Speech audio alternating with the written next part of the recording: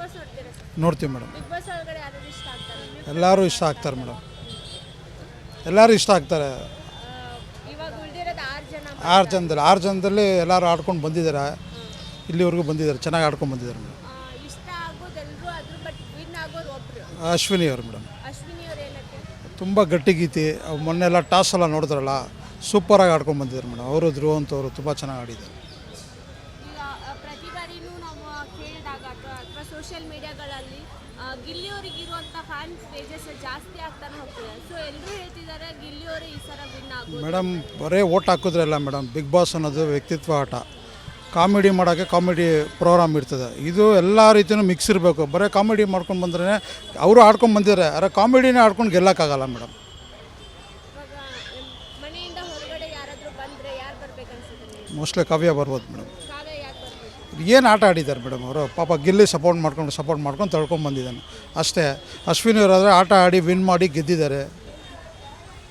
ಕಿಚನ ಪಂಚಾಯತಿ ಒಳಗಡೆ ಅಶ್ವಿನಿಗೂ ಮತ್ತು ಧ್ರುವಂತರಿಗೂ ಕಿಚನ ಚಪ್ಪಾಳೆ ಅಂತ ಕೊಡ್ತಾರೆ. ಹೌದು ಸೊ ನಿಮ್ಗೆ ಇದು ಓಕೆ ಅನಿಸುತ್ತೆ? ಮೇಡಮ್, ಕಣ್ಮುಂದೆನೇ ರಿಸಲ್ಟ್ ಇದೆಯಲ್ಲ ಮೇಡಮ್. ಟಾಸ್ ಆಡಿ ಗೆದ್ದಿದ್ದಾರಲ್ಲ, ಗೆದ್ದಿದ್ದಕ್ಕೆ ತಾನೇ ಚಪ್ಪಾಳೆ ಕೊಟ್ಟಿರೋದು. ಆಟ ಅಂತ ನೀವು ಅದು ಬಂದೇ ಹೌದು ಹೌದು. ಬಟ್ ನೀವು ಹೇಳಿದ್ರೆ ವ್ಯಕ್ತಿತ್ವನೂ. ಹೌದು ಹೌದು ಹೌದು ಬಟ್ ಅವ್ರ ಮನೆ ಒಳಗಡೆ ಯಾರ ಜೊತೆಗೂ ಚೆನ್ನಾಗಿಲ್ಲ ಮೇಡಮ್. ಅವ್ರು ಇರೋದು ನೇರವಾಗಿ ಹೇಳ್ತಾರಲ್ಲ ಮೇಡಮ್. ಡೇ ಒನ್ನಿಂದನೂ ನೇರವಾಗಿ ಹೇಳ್ತಾ ಇದ್ದಾರೆ. ಪಾಲಿಷ್ ಮಾಡೋದು ಇದು ಮಾಡೋದು ಏನೂ ಇಲ್ವಲ್ಲ. ಓಟ್ ಹಾಕ್ಲಿ, ಜನ ಬಿಡಲಿ, ನಾನು ಇರೋದು ಹಿಂಗೆ ಅಂತ ಹೇಳ್ತಾ ಇದ್ದಾರಲ್ಲ.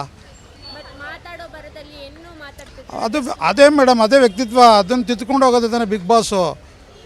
ಆ ಥರ ಮತ್ತೊಬ್ಬರಿಗೆ ಬೈದಾಡೋದು. ಬೈದಾಡಿದ್ದಾರೆ ಅವರು. ಇವಾಗ ನೀವು ಒಂದು ಕೈ ಹೊಡ್ತಾನೆ ಅಲ್ವಾ ಮೇಡಮ್, ಚಪ್ಪಾಳೆ 2 ಕೈ ತಟ್ಟಿದ್ರೆ ಅಲ್ವಾ, ಆ ಕಡೆಯಿಂದ ಬಂದರೆ ತಾನೆ ಈ ಕಡೆಯಿಂದ ಬರೋದು.